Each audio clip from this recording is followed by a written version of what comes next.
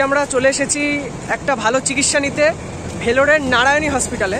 শুনেছি দক্ষিণ ভারতের মধ্যে এটা খুব একটা সুন্দর হসপিটাল, যেখানে খুব কম খরচে পেশেন্টদের ভালো ট্রিটমেন্ট দেওয়া হয়। তো তাই আমরা এসেছি ভেলোরের নারায়ণী সুপার স্পেশালিটি যে হসপিটাল, এই যে Narayani hospital and research centre, যেখানে কম খরচে মানুষের ট্রিটমেন্ট দেওয়া হয়। তাই আমরা এখানে কম খরচে ট্রিটমেন্ট নিতে এসেছি। ওটা হসপিটালটা কেমন, হসপিটালের পরিকাঠামো কেমন, এখানকার সেবা কেমন, নার্সদের এবং অ্যাডমিনিস্ট্রেটিভ লাইনের যেসব স্টাফরা আছে তাদের বিহেভিয়ার কেমন, সব কিছু আমরা জেনে বুঝে রিভিউ দেবো তারপরে। ঠিক আছে, না জেনে রিভিউ দেবো না। তো চলুন ভিডিওটা শুরু করা যাক, এবং ভিডিওটা স্কিপ না করে সবাই দেখবেন। এই ভিডিওতে টোটাল ইনফরমেশন আছে, হসপিটালের ব্যাপারে টোটাল সামগ্রী আছে। হ্যাঁ, সব কিছু এই ভিডিওর মাধ্যমে আমি দেবো।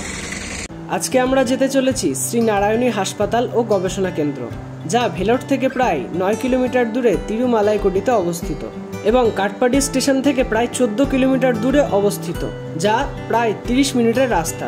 আপনারা যদি কাটপাডি স্টেশন থেকে ডাইরেক্ট বাসে করে আসতে চান তাহলে সম্ভবত 25 টাকা বাস ভাড়া লাগবে, আর যদি ভেলোর বাস স্টপ থেকে আসতে চান তাহলে জন প্রতি 15 টাকা করে বাস ভাড়া লাগবে। আপনারা যদি কেউ খ্রিস্টান মেডিকেল কলেজ বা সিএমসির সামনে থেকে অটো করে আসতে চান তাহলে জন প্রতি 30 টাকার বিনিময়ে অটো এইখানে নামিয়ে দেবে।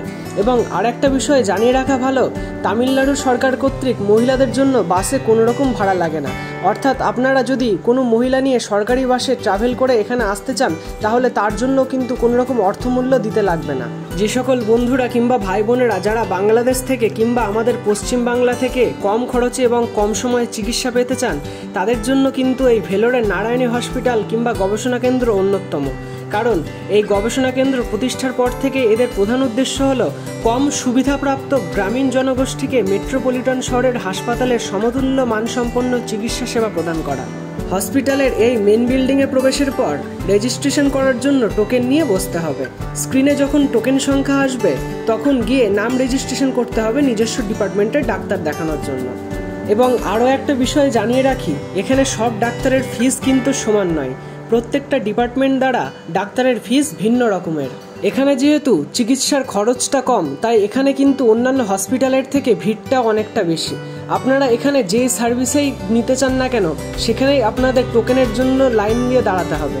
টোকেন নেওয়ার জন্য একটা আলাদা লাইন দিতে হবে এবং নাম রেজিস্ট্রেশন করার জন্য কিংবা ওষুধ কেনার জন্য কিংবা ডাক্তার দেখানোর জন্য আপনাদের আলাদাভাবে লাইন দিয়ে দাঁড়াতে হবে। নিজস্ব অভিজ্ঞতা থেকে বলছি, এই হাসপাতালে চিকিৎসার খরচটা সত্যিই কম। কারণ এখানে সিবিসি প্রোফাইল থেকে শুরু করে sugar fasting, lipid profile, renal profile, blood group কিংবা অন্যান্য যেসব ইউএসজি কিংবা চেস্ট এক্সরে সব কিছু বাজার মূল্য যা, তার থেকে কিন্তু এই হাসপাতালের চিকিৎসা খরচ অনেকটাই কম। এবং বাংলাদেশ থেকে কিংবা পশ্চিমবাংলা থেকে যেসব ভাইরা যান মূলত ফুল বডি চেক আপ করার জন্য, তাদের জন্য এই হাসপাতালটি খুবই ভালো। কারণ পুরোটাই একটা প্যাকেজের মধ্যে এবং কম খরচে পুরো টেস্টগুলো এর মধ্যে ইনক্লুড থাকে। মাস্টার হেলথ চেক আপ ছাড়াও এখানে শিশুদের জন্য চেক আপের 3টি প্যাকেজ আছে। এছাড়াও premarital health check up package, diabetic health check up package, renal health check up package, lung health check up package, এছাড়াও এরকম প্রচুর আরও হেলথ চেক আপ প্যাকেজেস আছে।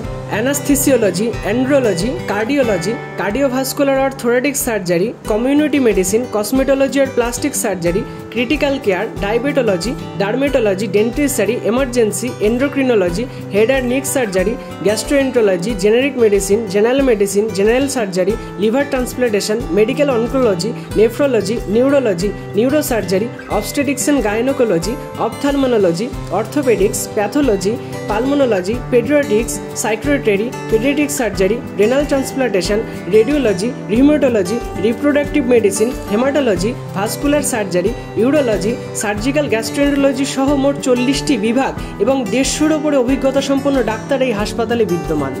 আরও একটা বিষয় আপনাদের জানিয়ে রাখি, এখানে নিকটবর্তী কোনো আবাসন কিংবা কোনো হোটেল নেই। যারা এখানে চিকিৎসা করাতে আসবেন ভাবছেন তারা সিএমসি এর সামনে প্রায় 3000-এর ওপরে হোটেল কিংবা বাসস্থান কিংবা আবাসন রয়েছে, তারা ওখানেই থাকবেন এবং ওখান থেকে এসেই এখানে চিকিৎসা করবেন। এটি সপ্তাহে সোম থেকে শনি পর্যন্ত খোলা, রবিবার বন্ধ থাকে। রবিবার শুধুমাত্র এমার্জেন্সি পেশেন্টদের জন্য এই হাসপাতাল খোলা থাকে। তো বন্ধুরা, এই হাসপাতালের ওভারঅল চিকিৎসা আমাদের খুব ভালোই লেগেছে। সবার ব্যবহার খুবই ভালো। আবারও বলছি, যারা কম সময়ে কম খরচে ভালো ট্রিটমেন্ট পেতে চান তাদের জন্য কিন্তু এই হসপিটাল সিএমসি এর থেকে খুবই ভালো হবে, কারণ সিএমসি অনেক সময় নেয়। আর সিএমসি হাসপাতালের সমস্ত ডাক্তাররাই কিন্তু এখানে দেখেন। আপনারা অনলাইন হোক কিংবা অফলাইন, দুটোর মাধ্যমে বুকিং করেই আপনারা ওপিডিতে কিন্তু ডাক্তার দেখাতে পারেন। তো বন্ধুরা, এই ছিল আজকের ভিডিও। আশা করি আপনাদের জন্য খুব উপযোগী হয়েছে। ভালো লাগলে চ্যানেলটিকে সাবস্ক্রাইব করে দেবেন এবং ভিডিওটি শেয়ার করে আরও সবাইকে দেখার সুযোগ করে দেবেন। আবার দেখা হবে পরের ভিডিওতে। ধন্যবাদ।